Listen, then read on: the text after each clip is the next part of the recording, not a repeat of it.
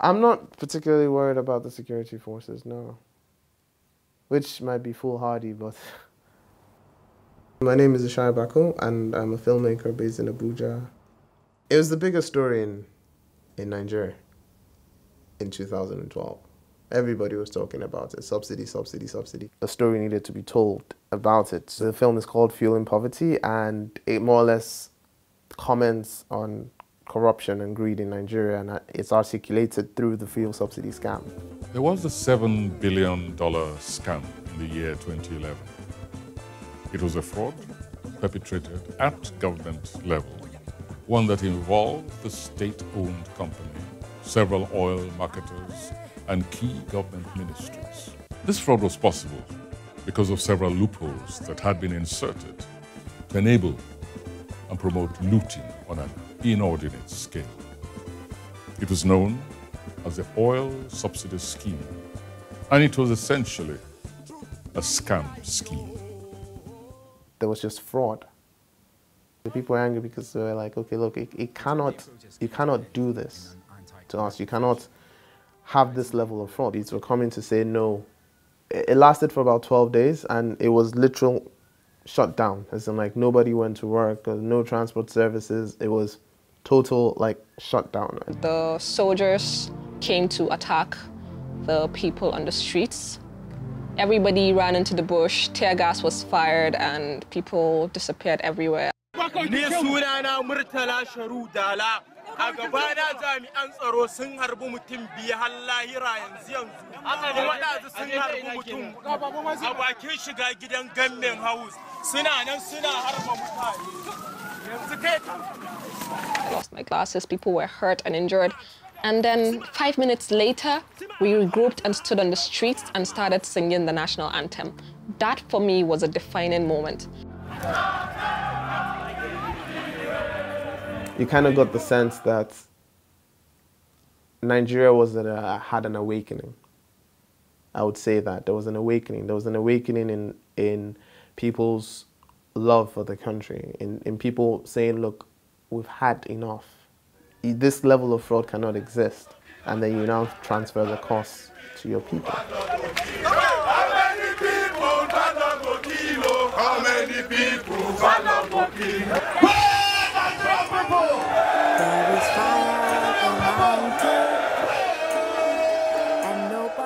Last week, the film was, the exact words were, we are restricted from exhibition, or were prohibited from exhibition in Nigeria. And their reason was that it was, I need to be very sure exactly what their reason was. Okay, and their reason was that the contents of the film are highly provocative and likely to incite or encourage public disorder and undermine national security. All relevant national security agencies have been notified, the State Security Service and the police. Yeah, it's a very, I mean, I don't want to view it as a threatening letter, but a very, very strong words to say to someone, and especially coming from a country with our years of military rule. They're very strong words. I think I was sad first, and then disappointed. I mean, we're 13 years into a democracy, and yet there's no freedom of expression. If you cannot tell these kinds of stories, then in a sense, what kind of stories can you tell?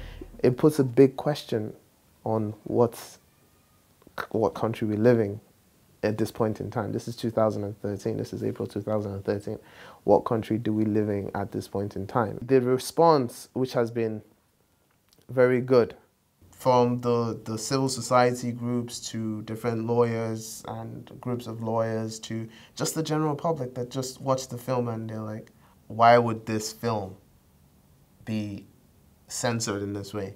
It's not telling us anything that we don't already know. It's reminding us of what we need to do to make our country better, because it's like a nation-building process. And if you don't scrutinize and if you don't criticize, then how do you get any better? It's only made the film more popular. More people want to find it, and more people are looking for the film, and more people want to see the film. We've had more views in 3 days since the censorship than 4 months that the video has been up. I don't think I've done anything wrong to make a film that talks about my country and the things that matter to us most.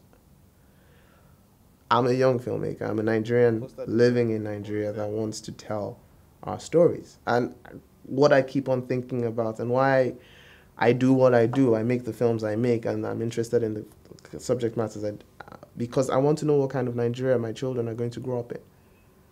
And it has to be a better Nigeria. It absolutely has to be a better Nigeria. Because if it's not, then we failed. But if your child looks at you and asks you, what were you doing when the whole country was in this state, you better have an answer. You better have an answer.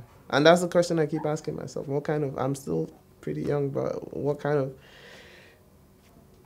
Nigeria, what kind of country do I want to raise my children in? Nobody has contacted me from the security forces, so I believe, and with all the whoopla that's generated from the film, and